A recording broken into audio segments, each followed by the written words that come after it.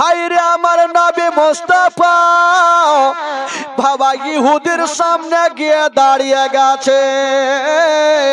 ইহুদি চিনতে পারলো, কারণ নবীকে সবাই মক্কা নগরে আলামিন বলে জানতো।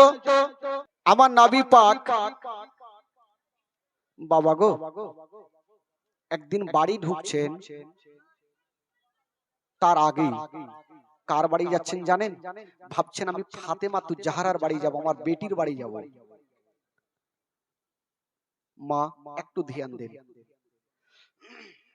যেমনই আমার নবী যাচ্ছেন ওইদিকে ফাতেমা তু জাহরার সামনে দোনো বেটা ইমাম হাসান হোসাইন একটা প্রশ্ন করছেন, মা মা গো আমরা দুদিন থেকে অনাহারে, মা পেটে আমাদের দানা নাই, এত গরিব ফাতেমা, মা গো কিছু খাবার দাও মা। আহ ফাতেমা কানতে কানতে বলছেন, বেটারা চিন্তা করো না, আজকে দিতে পারলাম না কালকে দিব। আর একটা দিন পার হইল, দোনো ছেলে আবার তারপরের দিন বলছেন, মা গো খাবার দাও। বললো, বেটা আজকে দিতে পারলাম না, কালকে তোমাদের খাবার দিব। বাবা গো ওই দোনো ছেলে মার কাছে থাকলেন না, কারণ মা আমার খাবার দিতে পারবে না। কানতে কানতে দোনো ছেলে জঙ্গলের দিকে চলে গেল। যেমনই জঙ্গলের দিকে যেতে নাই, আমার নবী এক পা দুই পা করে বাড়ি ঢুকে গেল। ওই চুপ না গে। যেমনই বাড়ি ঢুকেছেন বাবা, আমার নবী বলছেন, ফাতেমা তোমার দোনো লাডলা দুলারা কোথায় আছে বলো? ইমাম হাসান হোসেন কোথায় আছে বলো? আমার নাতিরা কোথায় আছে একবার বলো। ফাতেমা কানতে কানতে বলেছিলেন, আব্বা গো আপনার দোনো নাতি আমার কাছে খাবার চেয়েছিল, আমি দিতে পারি না তাই চলে গেছে। আমার নবীর অন্তরখানা ফেটে গেল, দোনো নাতিকে এত ভালোবেসেছেন বাবা। বলছেন, ফাতেমা তুমি চিন্তা করো না রে মা, তোমার বাড়িতে কি খাবার নেই? বলছেন, আব্বা গো খাবার কিছুই আমার বাড়িতে নেই। আমার নবী বলছেন, মা আমি কাজ করতে গেলাম, মা কাজ করে তোমার ছেলেদের জন্য আমি খাবারের ব্যবস্থা করব। আমার নবী কাজ করার জন্য বেরিয়ে গেছে, চলে যাচ্ছেন, যেতে যেতে সামনে দেখছেন বাবা একটা ইহুদি একটা চেয়ারে বসে আছে। যেমনই বসে আছে বাবা, হায়রে আমার নবী মুস্তাফা বাবা ইহুদির সামনে গিয়ে দাঁড়িয়ে গেছে। ইহুদি চিনতে পারলো, কারণ নবীকে সবাই মক্কা নগরে আলামিন বলে জানতো। ওই ইহুদি বলতে লাগলো, ওগো আলামিন, আচ্ছা বলো তুমি কেন আমার কাছে এসেছো? আমার নবী বলছে, ভাই রে আমি কোনো কাজ কাম খুঁজে বেড়াচ্ছি, আচ্ছা বলো তোমার কোনো কাজ কাম আছে কিনা। ইহুদি মনে মনে ভাবলো, আজকে নবীকে এত কষ্ট দিব গো, নবী যেন আর কোনোদিন ইসলাম প্রচার না করে। ওই ইহুদি বলল, ওগো আলামিন আমার বাড়িতে একটা কাজ আছে, যে কাজটা তুমি কোনোদিন করতে পারবে না। আমার নবী বলেছিল, কি কাজ বলো? তোমার বাড়িতে কি কাজ আছে বলো? মা গো ও যুবক বন্ধুরা, ও গো সোনা বাড়িকেরা শুনুন বাবা গো, কলেজা খানা ফেটে যাবে। ইহুদি বলছেন, ওগো আলামিন ওই যে আমার ফুলের বাগান, আমি তোমাকে বালতি রশ্মি দিব, তুমি কুয়া থেকে পানি তুলবে আর আমার ফুলের গাছে তুমি দেবে। জয় বালতি পানি তুলবে, এক বালতির বিনিময়ে তোমাকে 3টা করে খেজুর দেব। আমার এই না রে বাবা, একটু দাঁড়াও বাবা, একটু দাঁড়াও, তোমাকে 3টা করে খেজুর দেব। হায়রে আমার নবীর মনের ধারণা, আমি 10 বালতি পানি তুলবো আর আমি 30টা খেজুর নিয়ে আমার দোনো নাতিকে দেব। বিসমিল্লাহ বলে খেজুর খানা খাবে, আমার দোনো নাতির মনটা শান্তি হবে। আমার নবী বলছে, ভাই ঠিক আছে, তোমার কাজ আমি করব, তবে তোমার বালতি রশ্মি আমাকে দিয়া দাও। মা গো, আমার নবী বালতি রশ্মি নিয়েছে, বালতিতে রশ্মি খানা বেঁধে দিয়া যেমনই কুয়াতে নামিয়েছে, একটা বালতি পানি তুলেছে, আমার নবীর হাত 2খানা লাল হয়ে গেল। বাবা গো, আমার নবী ভাবছেন, আল্লাহ আমার যতই কষ্ট হোক না কেন, আমার দোনো নাতিকে আমি কষ্ট দেব না। আর 1 বালতি পানি তুলেছে, এই কষ্ট করে করে 9 বালতি পানি তুলেছে। আমার নবীর মনের ধারণা, আর 1 বালতি পানি তুলবো, 10 বালতি পূর্ণ হবে, 30টা খেজুর নিয়ে যাব। লাস্টে কার বালতি যেমনই ডুবিয়েছে, পানি তুলেছে, অর্ধেকটা তুলেছে, যেমনই বালতি উঠাতে যাবে গো, যে রশ্মি খানা দিয়ে বালতিটা তুলতে ছিল, ওই রশ্মি খানা কেমন করে ছিঁড়ে কুয়াতে বালতি পড়ে গেল। ওই ইহুদি শুনতে পেল বালতি পড়ে গেছে, ইহুদি দৌড়িয়ে আমার নবীর কাছে চলে আসলো। ও গো আলামিন, আমার বালতি কেন তুমি কুয়াতে ফেললে বলো? আমার নবী বলছে, ভাইরে আমি নিজে ফেলি না, আমাকে 5টা মিনিট সময় দাও, আমি বাড়ি যাব আর কিছু কাঁটা নিয়ে এসে তোমার বালতি তুলবো।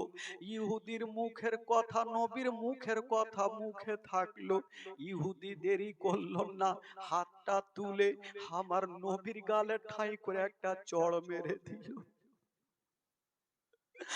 যেমনই আমার নবীর গালে এত জোরে চড় মেরেছে বাবা, আমার নবীর গালে 5টা আঙ্গুলের দাগ বসে গেল।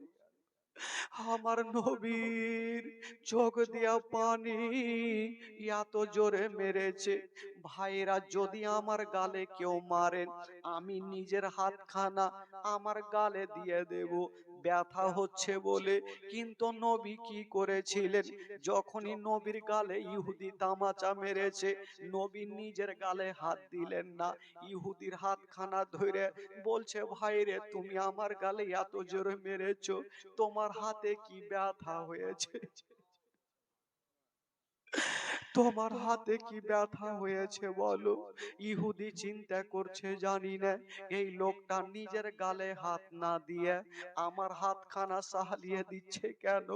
ইহুদি কাঁদতে কাঁদতে বাড়ি চলে গেল, আর আমার নবী একটা হাত রেখেছে গালে, আর কিছুটা খেজুর নিয়ে আস্তে আস্তে বাড়ি যাচ্ছেন। ডাক দিচ্ছেন, ফাতেমা দরওয়াজা খুলো মা, তোমার ছেলেদের জন্য আমি খেজুর নিয়ে এসেছি মা। যেমনই ফাতেমা খেজুর নিতে যাবে, দেখছেন আমার নবী একটা গালে হাত দিয়েছে। বলছেন, আব্বা গো, আপনার গালে হাত কেন দিয়েছেন, একবার হাতখানা টানুন। আমার নবী কাঁদতে কাঁদতে বলছেন, মা আমি যদি হাতখানা টেনে নি মা, তবে তুমি সহ্য করতে পারবে না মা, তোমার পা থেকে জমিন সরে যাবে। ফাতেমা বলছেন, আব্বা গো, এমন কোন আপনার দুঃখের কথা নেই যা আমি জানি না। আব্বা গো, আপনি যখন নামাজ পড়ছিলেন, আবু লাহাবেরা ও আবু জেহেলেরা, ওই দুশ্মনেরা আপনার ওপরে উটের নাড়ি ভুঁড়ি চাপিয়েছিল, আমি ফাতেমা আপনার বেটি গিয়ে নামিয়েছিলাম। আব্বা গো, আমি সব জানি, তবে আব্বা গো কেন আপনি হাতখানা রেখেছেন? আব্বা হাত টানুন, নচেত আমি খেজুর আপনার হাতে নিব না। হাইরে আমার নবীর, হাইরে এত সুন্দর চেহারা বাবা গো, যেমনই গাল থেকে হাতখানা টেনেছেন, ফাতেমা বাপের গালখানা দেখে হাউমাউ করে কাঁদতে লাগলো। আব্বা গো, আপনার এত সাদা গালে কে তামাচা মেরেছে? আপনার গালে তো 5টা আঙ্গুলের দাগ বসে গেছে। আমার নবী বলছেন, ফাতেমা আমাকে যে মেরেছে রে মা, আমি তাকে ক্ষমা করে দিয়েছি। ওরে বেটি রে, আমাকে যে মেরেছে রে মা, আমি তাকে ক্ষমা করে দিয়েছি। নবী হচ্ছে রাহমাতুল লিল আলামিন। নবী কাউরির জন্য বাদদুয়া করে না, শুধু ইসলামের জন্য আমার নবী কত কষ্ট করেছেন।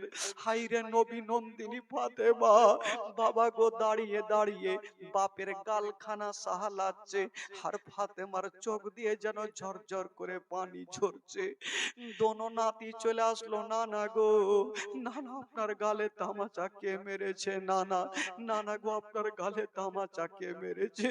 আমার নবী ডুবরে ডুবরে কাঁদছে, দোনো নাতিকে বুকখানে ভরে নিয়ে বলছে, আমার নাতিরা আমাকে যে মেরেছে আমি তাকে ক্ষমা করে দিয়েছি রে বাবা গো। এইদিকে ইমাম হুসাইনও লাড়ছে, ইমাম হাসানও লাড়ছে, ফাতেমাও সাহালাচ্ছে। বাবা গো এইদিকে তারা থাক, যে ইহুদি আমার নবীর গালে তামাচা মেরেছিল, ইহুদির কি ঘটনা ঘটলো? ইহুদি তামাচা মেরে বিবির কাছে গিয়ে বলছে, বিবি রে, আমি আজকে আলামিনকে তামাচা মেরেছি।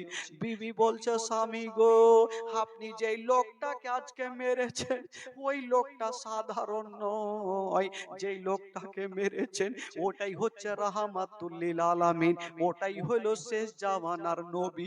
আর ওই নবীর গালে কেমন করে তামাচা মারলে গো? ইহুদি মাথায় হাত দিয়েছে, জানি না, আমি বুঝে গেলাম উনি হবে শেষ জামানার নবী।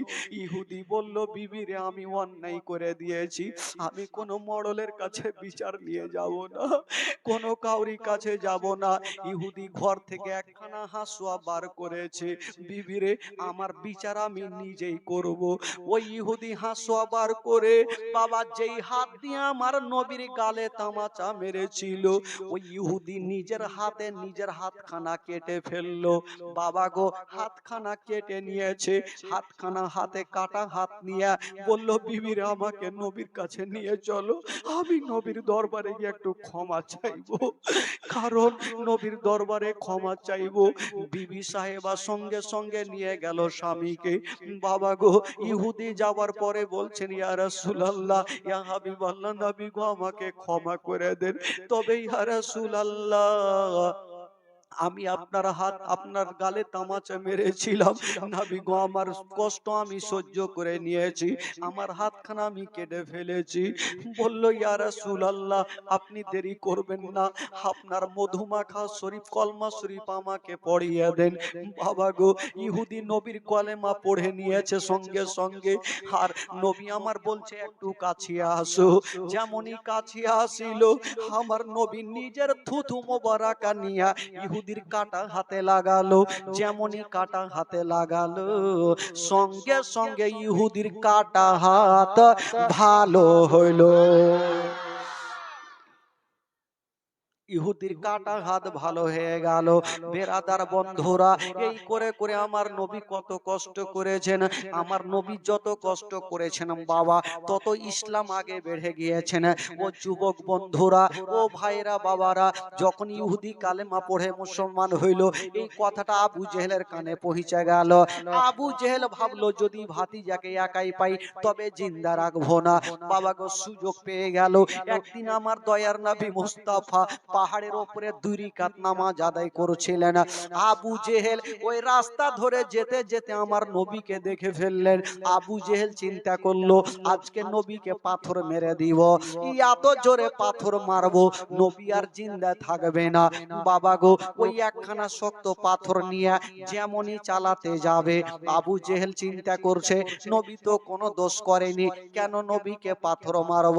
এই কথা ভাবতেছে, মাথায় শয়তানি চেপে গেল, এই সুযোগ আর পাওয়া যাবে না।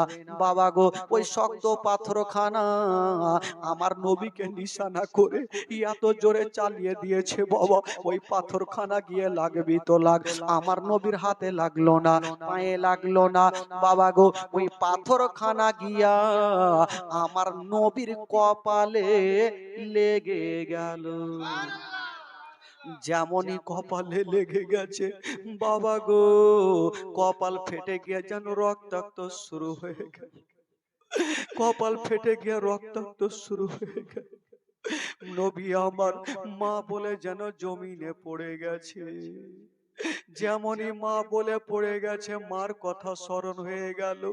আমার নবী ভাবছেন, আল্লাহ গো, আজকে যদি আমার মা বেঁচে থাকতো তবে কাটা জায়গাতে একটু কাপড় পুড়িয়ে লাগিয়ে দিত, একটু আরাম পেয়ে যেতাম।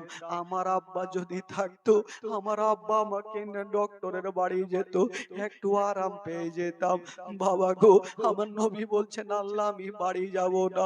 ওই রক্তাক্ত অবস্থায় আমার নবী এক পা দুই পা করে হাঁটছেন। কোন দিকে যাচ্ছেন গো? আমার নবী কাবা ঘরে গিয়া যেন সঙ্গে সঙ্গে সাজদাতে পড়ে গেলেন। সাজদাতে পড়ে গেছেন বাবা। কিন্তু বেরাদার, যেই সমাতে আবু জেহেল আমার নবীকে পাথর মেরেছিল, বাবা গো, নবীর একটা চাচিমা, যার কি বলে যে হলো আমিরে হামজার বিবি, উনি দেখে ফেলেছিল, বাড়িতে কাঁদছে। আমিরে হামজা তীর ধনুক নিয়ে যেমনই বাবা বাড়ি ঢুকবে গো, দেখছে বিবির চোখে পানি। বলল, বিবি রে, আচ্ছা বলো তুমি কাঁদছো কেন?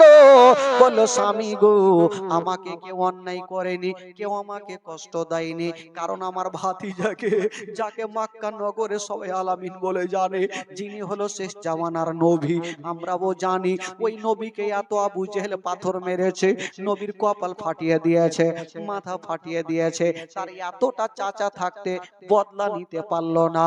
এই কথা বলতে নাই, আমির হামজা তখন কলমা পড়ে নাই। আমির হামজা বলেছিল, বিবি চিন্তা করো না, যে আবু জেহেল আমার নবীকে পাথর মেরেছে, যতক্ষণ পর্যন্ত আবু জেহেলের আমি মাথা ফাটিয়ে না দেব, ততক্ষণ বাড়ি ফিরে আসবো না। বাবা গো, ওই আমার আবুল কি বলে আমিরে হামজা তীর ধনুক নিয়ে বেরিয়ে গেল। যেমনই বেরিয়েছেন বাবা, আমিরে হামজার সামনে যদি 10টা লোক দাঁড়িয়ে থাকে, তবে ভয়ে দাঁড়িয়ে থাকতে পারবে না, এত শক্তিশালী ছিল বাবা। ওইদিকে আবু জেহেল মিটিং বসিয়ে দিয়েছে, নিজের লোকজনকে বলছে, আজকে নবীকে এত জোরে মেরেছে, নবী আর কোনোদিন ইসলাম প্রচার করবে না, হয়তো নবী বেঁচে নাই। কথা চলছে, আর আমিরে হামজা তীর ধনুক নিয়ে আবু জেহেলের সামনে হাজির হয়ে গেল। আচ্ছা বলো, আমার ভাতিজাকে কেটা মেরেছে? কেউ কোনো কথা বলে না, কেউ কোনো কথা বলে না। লাস্টের সময় আবু জেহেল বলল, আমি মেরেছি। যেমন এই কথা বলতে নাই, হাতে ছিল তীরখানা, নিশানা করে দিয়েছে বাবা গো, আর নিশানা করে চালিয়ে দিল তীরখানা। আবু জেহেলের মাথাতে লাগলো, মাথা ফেটে গেল, আর ওই রক্ত মাখা তীরখানা আমিরে হামজা টেনে যেন বাড়ি থেকে বেরিয়ে চলে যাচ্ছে। আবু জেহেলের দলবল বলছেন, ওগো আমার মালিক, আপনাকে মেরে যাবে, আমরা কি চুপচাপ দেখবো? একবার অনুমতি দেন, আমিরে হামজার মাথা কেটে আপনার পায়ের নিচে ফেলবো। বলল, না, যেতে দাও। বলল, কেন যেতে দিব? আবু জেহেল বলতে লাগলো, শোনো, আমিও কলমা পড়িনি, আর আমিরে হামজাও কলমা পড়ে না। আমি যেই দলের লোক, আমিরে হামজাও সেই দলের লোক। আজকে যদি তার উপরে অত্যাচার করি, তবে উনিও নবীর কলমা পড়ে নিবে, এই জন্য তাকে যেতে দাও। ওই আমিরে হামজা ওই রক্ত মাখা তীরখানা নিয়া যেমনই কাবা ঘরে ঢুকে গেছেন, দেখছেন আমার নবী সাজদাতে মাথাটা রেখে কাঁদছেন, ইয়া রাব্বি হাবলি উম্মতি, ইয়া রাব্বি হাবলি উম্মতি, উম্মতি উম্মতি বলে কাঁদছে, উম্মতের জন্য দোয়া চাইছে। বাবা গো, ওই নবী মুস্তাফা যেমনই সাজদাতে পড়ে আছেন, আমিরা হামজা বলছে, ভাতিজা একবার মাথাটা তুলো। আমার নবী মাথাটা তুলে বলছেন, কে আছো গো? আমার মা নাই, বাবা নাই, আমার চাচারও কেউ নাই, কারণ আমার চাচারা থাকতে আমাকে আবু জেহেল পাথর মেরে চলে গেল, আমাকে আমি আর বাড়ি যাব না। আমিরা হামজা বলছে, ভাতিজা চিন্তা করো না, তোমাকে যে মেরেছে আমি তার মাথা ফাটিয়ে দিয়েছি, এই যে তো রক্ত মাখা তীরখানা। আমার নবী বলেছিলেন, চাচা গো, আপনি যে আজকে মারপিট করতে আমার জন্য গিয়েছিলেন, যদি আপনাকে আবু জেহেল মেরে দিত, তবে আপনি জান্নাত পেতেন না। বলল, কেন? বলে, এই জন্য পেতেন না, কারণ আপনিও কলমা পড়ে নাই, আর আবু জেহেলও কলমা পড়ে নাই। আপনি যেই দলের লোক, আবু জেহেলও সেই দলের লোক। চাচা আমির হামজা বলছেন, ভাতিজা চলো তোমাকে নিয়ে যাব। বলল, চাচা আমি যাব না। বলল, কেন? বলে, চাচা গো, আমি যেতে পারি, তবে একটা শর্ত আছে। কি শর্ত? বলছেন, চাচা গো, আমি তোমার সঙ্গে যেতে পারি চাচা, যদি তুমি আমার মধুমাখা কলমা শরীফ পড়ালে। যদি চাচা কলমা শরীফ পড়ালেন, আপনি আমির হামজা বলল ঠিক আছে ভাতিজা তোমার কলমা শরীফ আমাকে পড়াইয়া দাও। আমার নবী বলছেন চাচা আগে যান ওযু করে আসুন, গোসল করে আসুন, আপনার গায়ে রক্ত আর রক্তটা হচ্ছে নাপাক। বাবা গো, আমার নবী গোসল করে আসলেন, কি বল আমির হামজা গোসল করে আসলেন, ওযু করে চলে আসলেন, আমার নবীর সামনে দাঁড়িয়ে গেলেন। আর আমার নবী মুস্তাফা চাচা আমির হামজাকে মধুমাখা কলমা শরীফ পড়াইয়া দিলেন। লা ইলাহা ইল্লাল্লাহ, জোরে লা ইলাহা আকেলা ইলাহা ইল্লাল্লাহ, আকেলা ইলাহা ইল্লাল্লাহ, মুহাম্মাদুর রাসূলুল্লাহ সাল্লাল্লাহু আলাইহি ওয়াসাল্লাম। আল্লাহুম্মা